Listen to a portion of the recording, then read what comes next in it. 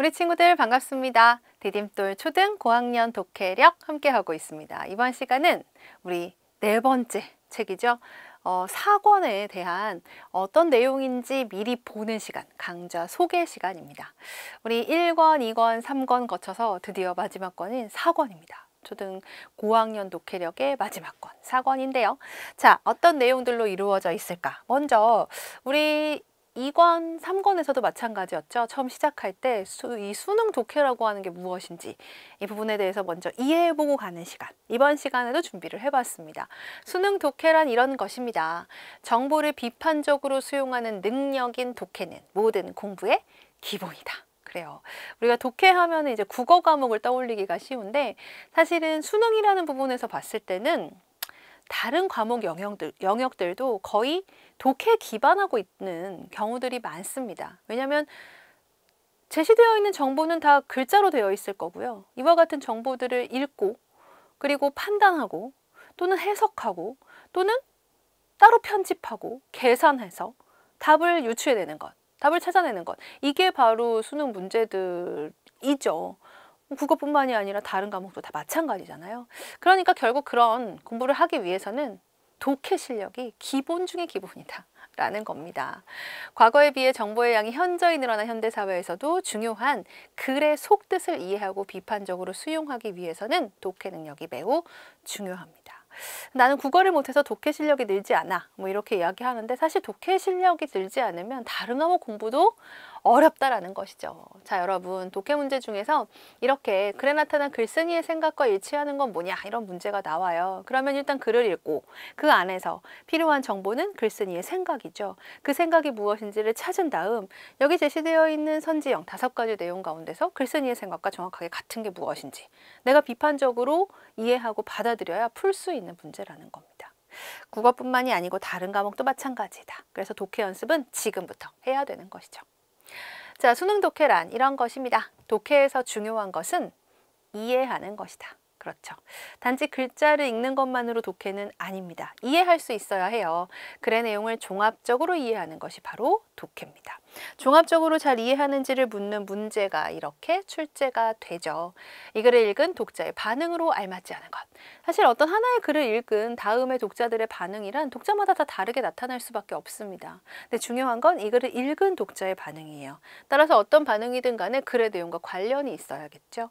해서 글의 내용과 관련 지어서 어떤 반응에 대해서 내가 잘 찾아낼 수 있는가 하는 문제입니다. 잘 이해하는 것, 정보를 바탕으로 종합적인 이해하는 것 중요하겠죠? 자, 이어서 보겠습니다. 수능 독해란 각 문단의 중심 내용을 연결하여 글의 주제를 파악한다. 이 내용이 왜 나왔냐면요. 우리가 한 번에 다 파악할 수는 없어요. 여러분, 지금 수능 독해 문제 한번 찾아보실래요? 지문의 분량이 어느 정도 되는지? 놀랄 만큼 길 겁니다. 이렇게 긴 글을 짧은 시간 안에 읽고 주제를 한 번에 파악한다? 사실은 매우 어려운 일이에요. 그러나 주제를 파악해야 문제를 풀잖아요. 어떻게 하는 거냐면 문단별로 읽는 겁니다. 각 문단의 중심 내용은 당연히 정해져 있겠죠.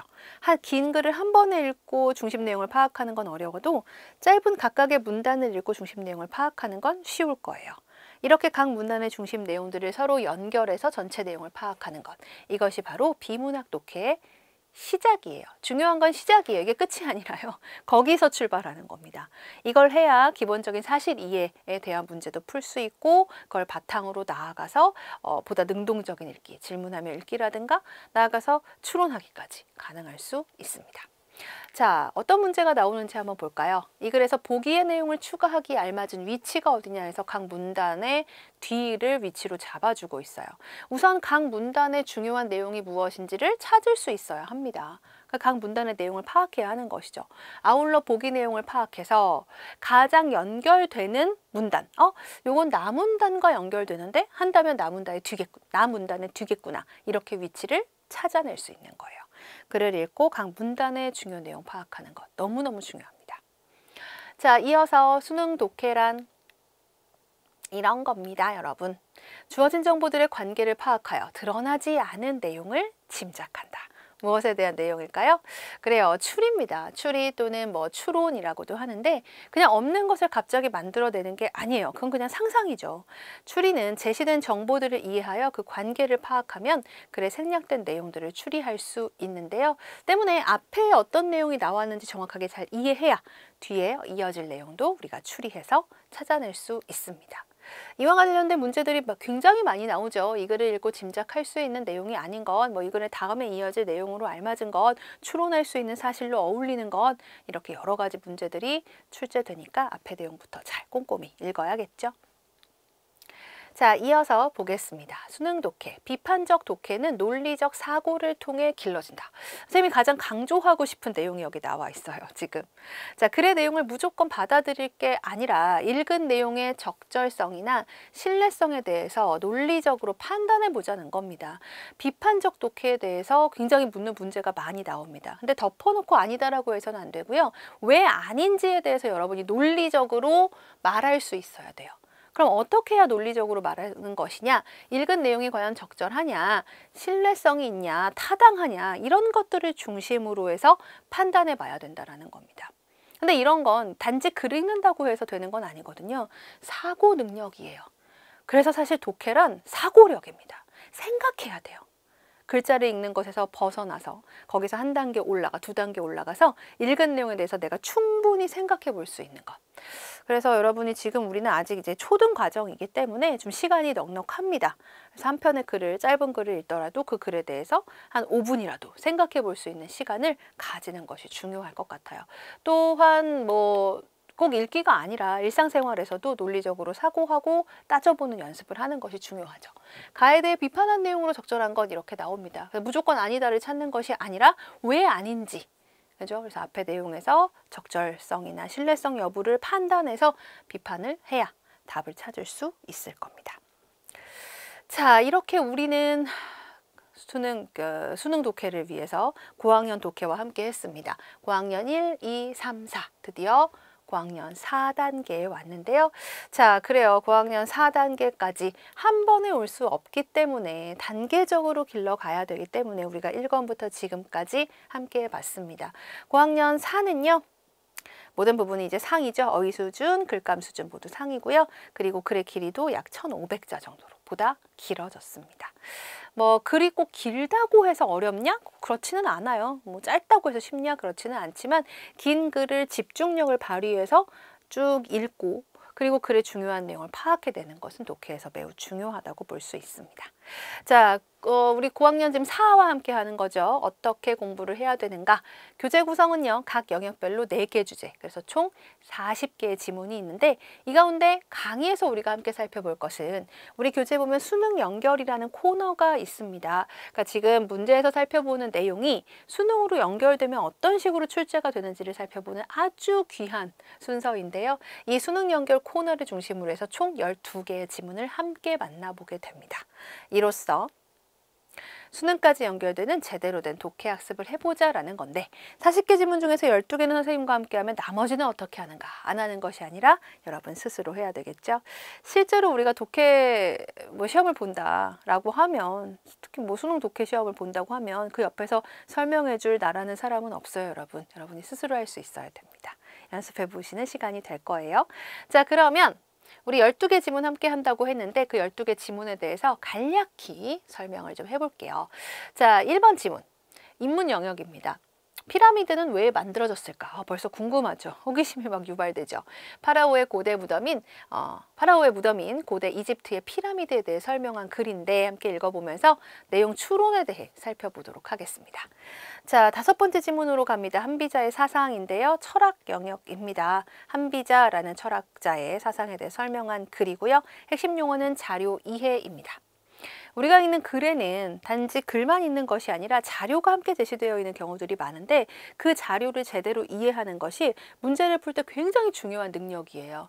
근데 이게 좀 어렵다고 느껴지는 경우들이 많거든요. 자료 이해에 대해서 살펴볼 거고요. 자, 이어서 7번째 지문입니다. 베이컨의 귀납법과 4가지 우상. 역시 철학 영역입니다. 근대 철학자 베이컨의 귀납법. 귀납은 혹시 들어본 친구들 있을 거예요. 그죠? 귀납. 그가 제시한 4가지 우상을 설명한 글인데요. 함께 읽어보면서 내용과 라는 부분을 살펴보도록 하겠습니다. 자, 이어서 9번째 질문입니다. 왜 유명인들이 패션 리더가 될까? 이거 좀 궁금하다. 그렇죠? 그러니까 사회 영역입니다. 유명인들이 패션 리더가 되는 사회 현상을 분석한 글이에요. 이게 뭔가 분석할 만한 일인가? 아니 그냥 그런 사람들은 뭔가 패션 쪽에 좀 남다른 뭐가 있어서 우리가 당연히 이렇게 따라가는 게 아닌가? 라는 생각을 하는데 분석한 글을 통해서 정말 그런지 뭔가 다른 게 있는지 알아보도록 하겠습니다. 핵심 용어는 글쓴이의 생각입니다. 우리 문제 풀다 보면 글쓴이의 생각을 묻는 문제들 많이 보잖아요. 그렇죠? 어떤 문제들인지 어떻게 접근하면 되는지 함께 살펴보고요. 이어서 13번째 지문은 전망이론입니다. 경제 분야의 내용인데 사람들의 경제적 선택에는 어떤 특징이 있는지를 분석한 두 가지 이론을 소개하고 이 중 전망이론에 대해 구체적으로 설명한 글인데요.